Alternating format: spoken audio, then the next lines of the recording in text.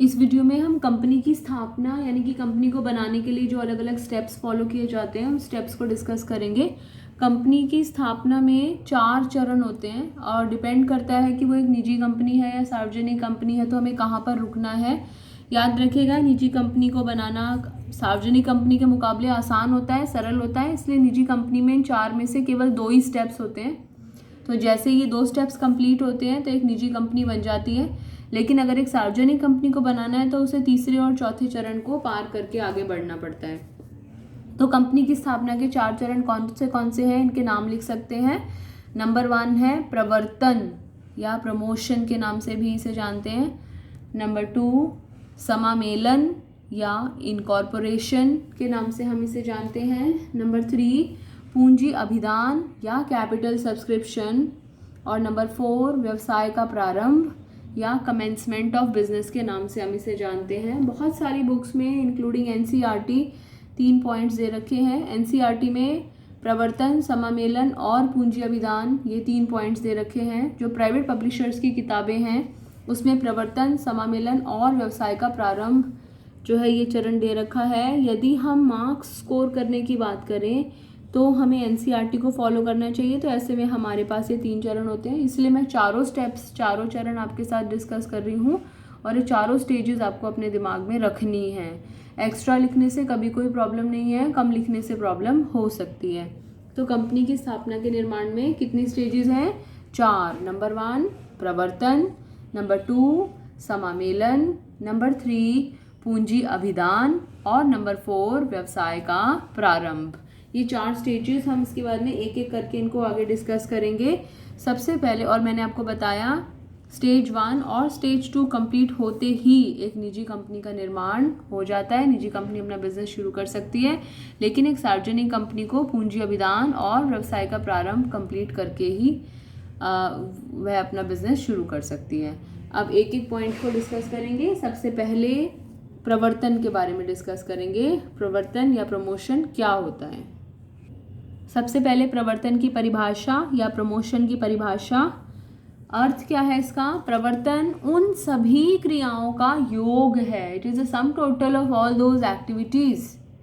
यह उन सभी क्रियाओं का योग है जो एक कंपनी को अस्तित्व में लाने के लिए की जाती है। वो सारी एक्टिविटीज, वो सारी गतिविधियां जो एक कंपनी को अस्तित्व में लाने के लिए, कंपनी को बनाने के लिए हम जो भी काम करते हैं, जितने भी काम करते हैं, वो सभी जो है प्रवर्तन प्रक्रिया के अंतर्गत आते हैं। क्या क्या होते हैं वो सारे काम, अभी हम डिस्कस करेंगे।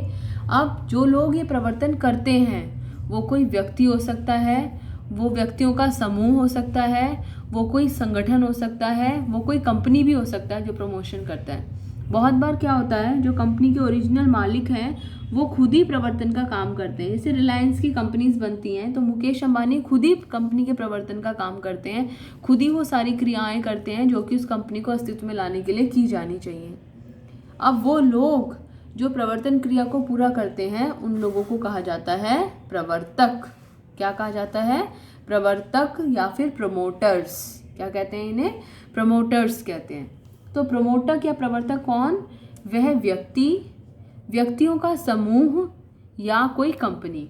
ये कोई व्यक्ति हो सकता है, व्यक्तियों का समूह हो सकता है, कोई कंपनी हो सकती है, कोई साझेदारी फर्म भी हो सकती है जो एक कंपनी को अस्तित्व में लाने के लिए काम करती है। उन सभी को हम क्या कहते हैं? प्रवर्तक कहते हैं। तो यह कोई व्यक्ति हो सकता है, व्यक्तियों का समूह हो सकता है, या कोई कंपनी हो सकता है जो कि एक कंपनी को अस्तित्व में लाने के लिए काम करता है। प्रवर्तक वो व्यक्ति होता है, प्रवर्तन वह प्रक्रिया होती है या वे सभी क्रियाएं होती हैं जो एक कंपनी को अस्तित्व में लाने के लिए की जाती हैं। और इन सभी क्रियाओं को करने वाला जो व्यक्ति होता है उसे प्रवर्तक कहा जाता है। अब प्रवर्तक क्या क्या काम करता है ये हम डिस्कस करेंगे, इसे नोट कर लीजिए पहले। प्रवर्तक की एक परिभाषा कंपनी अधिनियम 2013 में भी दी गई है। जो नया कंपनीज एक्ट बना है उसमें भी प्रवर्तक या प्रमोटर की परिभाषा दी गई है कि कौन व्यक्ति, कौन व्यक्तियों का समूह या कौन संगठन जो है वो प्रवर्तक कहलाता है। तो परिभाषा क्या है?